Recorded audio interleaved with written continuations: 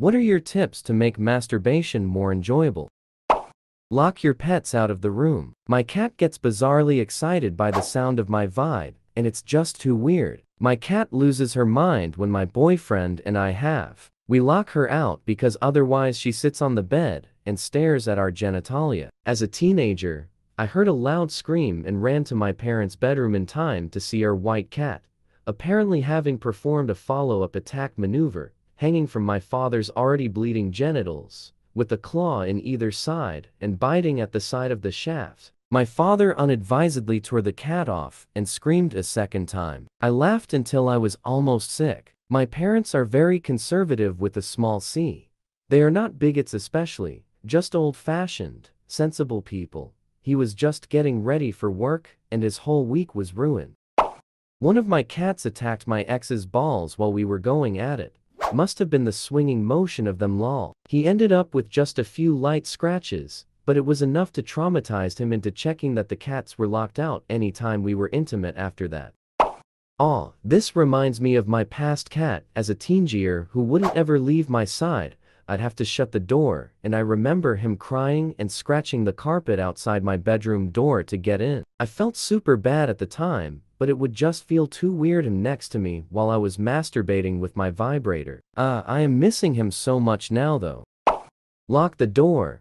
My sister walked in on me in my teens, and my roommate walked in on me in my late 20s. I need to figure out one more for the trifecta of jack-off embarrassment. Grandparents are dead.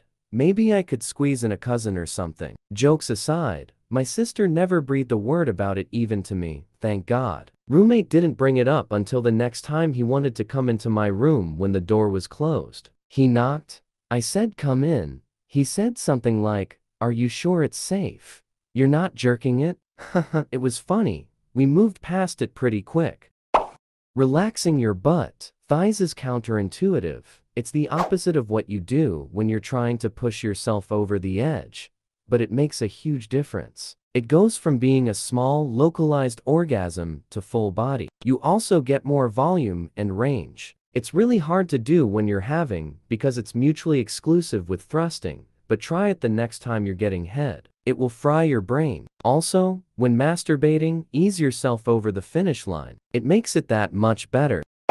I've been having issues ruining my own orgasm by getting distracted trying to grab a tissue or something, so definitely clenching a lot. I do have a question related to that, a wise one. I've been wondering how to even Google this, and since you seem like a learned man, usually after one of those frustrated orgasms, I usually just keep going for another orgasm. Dick stiffness is generally on its way out, but being particularly aroused will get me hard, but with less staying power. Somewhere at, beyond this point, probably jerking at 1 hour, my dick gets this weirdest texture. Best I can describe it as those hoses you attach to your washer or dryer.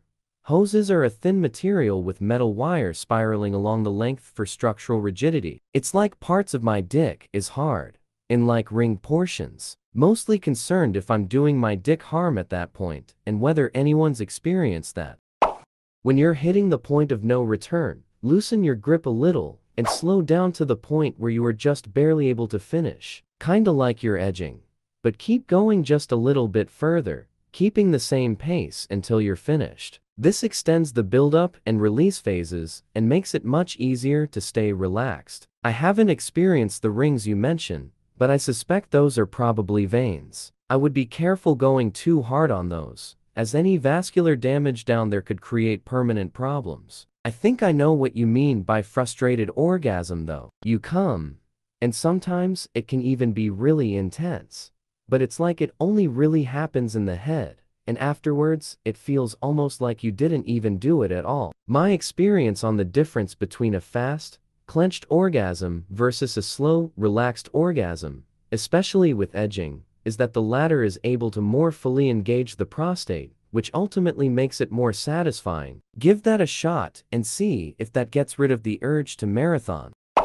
To be honest, I don't remember. I read it in a thread a lot like this one. It just works. Can't describe it, but actually try and not flex them is how I'd describe it. Like actual focus on not flexing them. Like let it happen as normal the edging, but just without the flex. It's kinda like when you're jerking, and you flex your bottom while reaching the climax. It feels like you're matching your orgasm to the tightness from flexing. But when the muscles are relaxed, there is no pressure to match, so you can jerk yourself to new heights. Masturbate till the point you are about to come, and then stop. Again, when you feel you're alright, start doing it again. Also called stop and start, or pause and play. It helps you in the sense of knowing when to stop before passing the point of no return. Then you can pull out, go down on your partner for a bit, rinse, repeat. Can definitely be essential in prolonging the session, but it won't really help you in terms of nutting slower during actual intercourse. It won't help if she's riding you unless you physically stop her. Otherwise, it is very helpful for pacing. I dated a woman who took a lot of build up until she was ready to come, so it was very handy to have the pacing mechanism developed because it essentially just edged her in the process and helped warm her to orgasm. It did with my husband. He had trained himself to actually not come for a very long time when I met him. Like an idiot, I didn't really believe him. It had been 8 months since he had. This was because he was married, and she rarely wanted it. She left him 2 months ago. Blah blah, not really my story to tell. So I told him to jerk off, because that weekend was time. GFC, what a mistake. I am still haunted by the ghosts of rug burns past. He humped me for hours and all over the living room floor, not even sure how we ended up there. Oh my god, I could barely walk that Monday. Pivsy was on fire cause girth matters. He destroyed me. Now, he was in his 30s. He'd been denying himself, prolonging for a good 15 years I'd say. I had to retrain him to let the fafk up on me fess, or I'd need a wheelchair. Which I do, but for unrelated reasons. That's such an oversimplified explanation that I feel like it confuses people and sounds pretty boring. Edging is basically rewiring your brain to enjoy the frustration and restraint more than the actual release. The release is somewhat disappointing because you don't want it to be over. It isn't simply stop and go, but holding back as long as you can in repeated sessions. In other words, how long can you tease yourself before your body is just like FAFQ and takes over to do what it wants? It's an amazing experience, but takes a lot of patience and practice. My boyfriend does this during in attempts to make it last longer, only to then get to a point where he put it off too long and then he can't come, and he gets frustrated and the ends, and then he's fussy and talks down about himself. I don't know quite how edging and masturbation works for a man, but during, it's apparently a major fail. And then, he can't keep it up after too many pauses, and then I can't either because he's wilting because he's holding back the O. Any advice there? What could I lovingly suggest to him to help the situation? I tell him it's not a big deal to come early or before me because it's really not a big deal. I'm in it more to make him feel good anyway. But yeah, I hate that he gets so frustrated. Feel like most people who think they have a premature ejaculation problem just don't understand that people who can FAFK for and are straight are regulating themselves the whole time. I've had times when I just couldn't finish no matter what. Then I have to explain to my wife that, yes, I did enjoy myself, and yes, I find her why. But I just couldn't come. I feel that women sometimes think that guys are purely physical when it comes to orgasms. We can also sometimes be too much in our own heads. In my case, the longer I keep going, the less is the likelihood that I'm going to come. Not always the case, but it has happened often enough for me to develop a pattern. What happens with me is I'll get really close, and then the feeling kinda levels off, as if I'm done, but didn't reach the full climax. I can still finish sometimes, but once I hit that point where it feels like it should happen, but it doesn't, I know it's not going to happen at all tonight. Faffed up my last relationship beyond repair. It was a once-in-a-while thing when we started dating. A few years later, I went on meds for anxiety, and it made it so much worse. Even knowing that those meds cause problems, she took it so personally, and the relationship degraded from there. Thankfully, I have a wonderful partner now who understands, and we both have a good time even when I can't finish. I let her know from the beginning, and we've talked about it, and it's all good. She's amazing. And hey, when I know my body's not going to cooperate, I work on my oral skills, and she's never complained about that. So for those with similar issues, don't give up hope. Communication is key, as with most things in a relationship.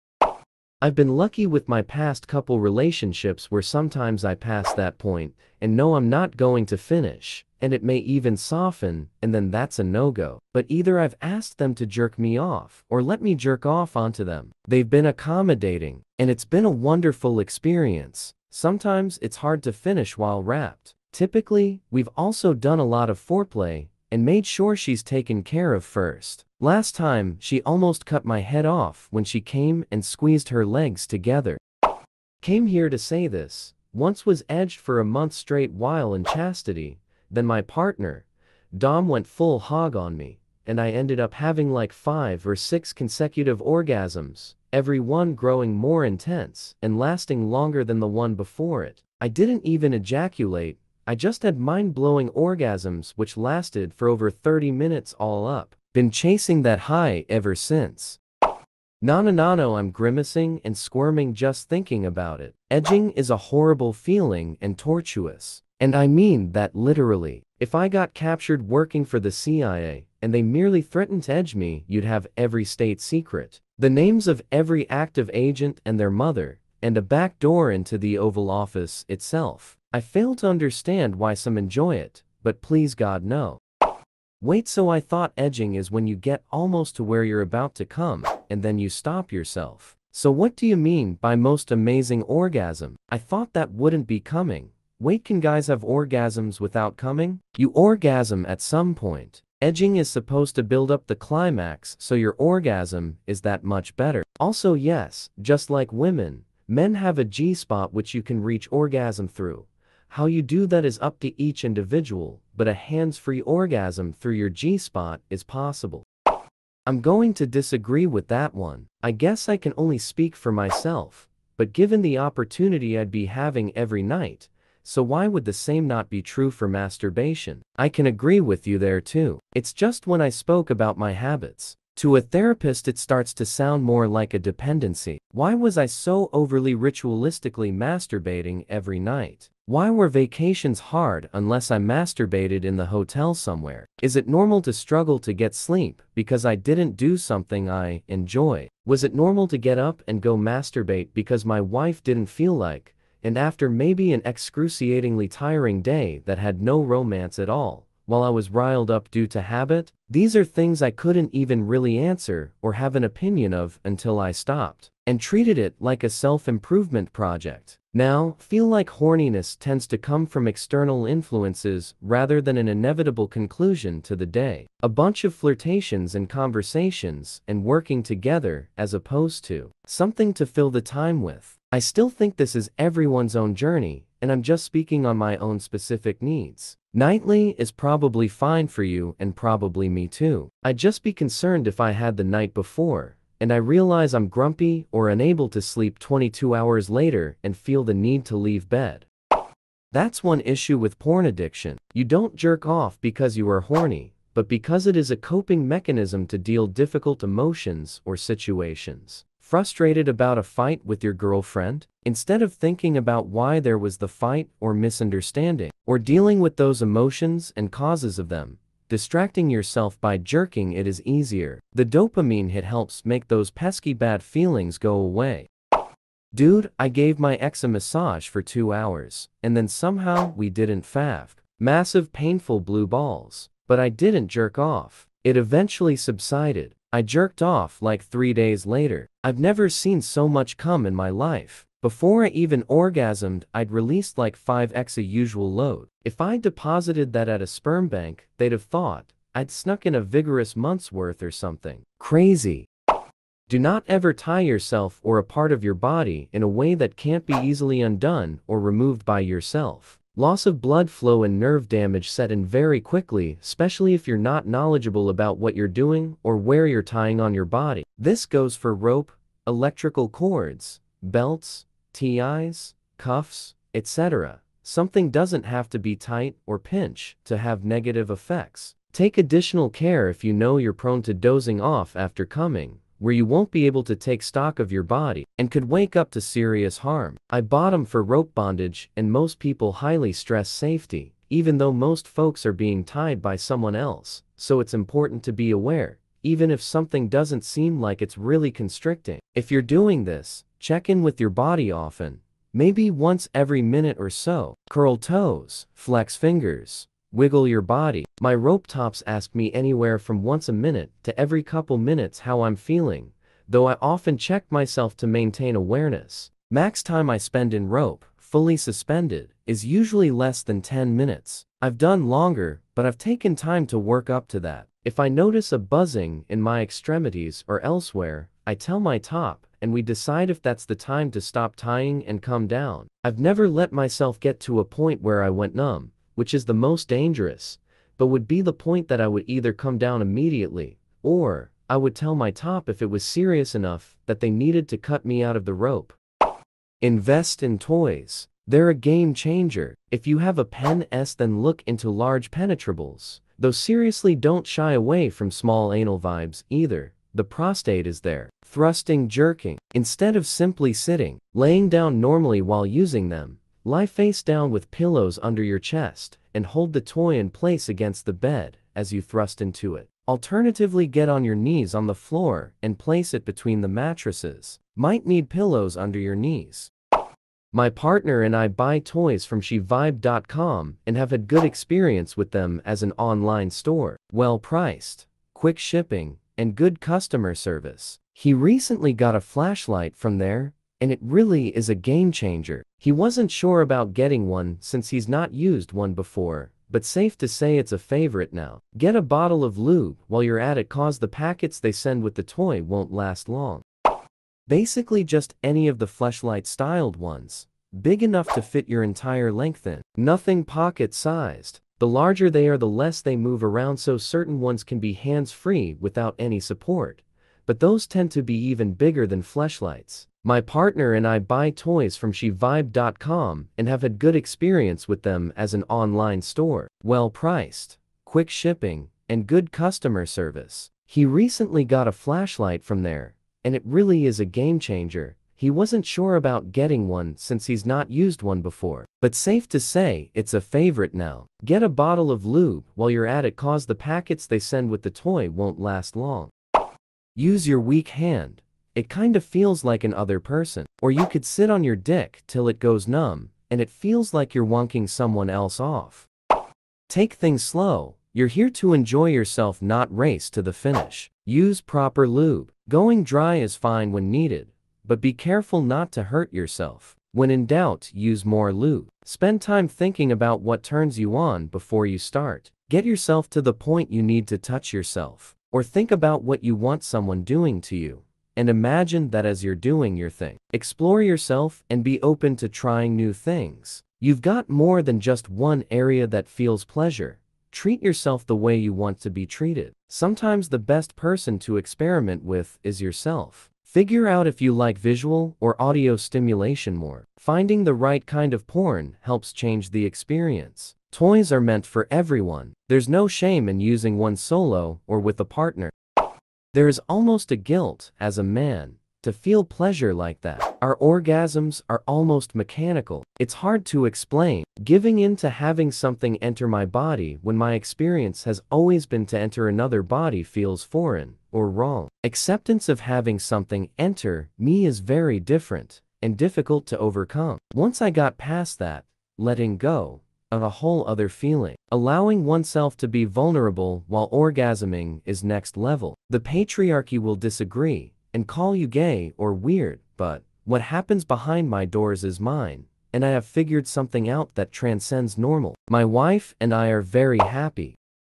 Lose the guilt. I learned the word masturbate in the context of the nuns preparing us to go to confession. It sounds funny, but it's just an example of the way that for many of us who were raised in the church, our very introduction to the basic concepts of morality were from the very beginning tied up in guilt and shame. We didn't learn what acts were. We first learned why they were horrible, and then maybe later what they were. If you've never been in that world, it's probably hard to imagine, but as a lot of formerly religious people can tell you, that kind of constant molding had a huge impact on a young brain. I've been out of that world for years, but it's taken a ton of work and therapy to understand on a deep level that our bodies are things to be celebrated and enjoyed, not hidden and shamed. I enjoy watching in the mirror. As insecure and as much as I hate everything about myself, it always makes masturbating so much more fun. I had a female photography friend tell me she recorded herself and then watched it the next time she masturbated. She suggested it to me. I was a little hesitant, but gotta say that was quite the experience. It also helped me to make more videos lol, and also not hate my body like I used to. I feel way more comfortable in my skin, and it's super fun.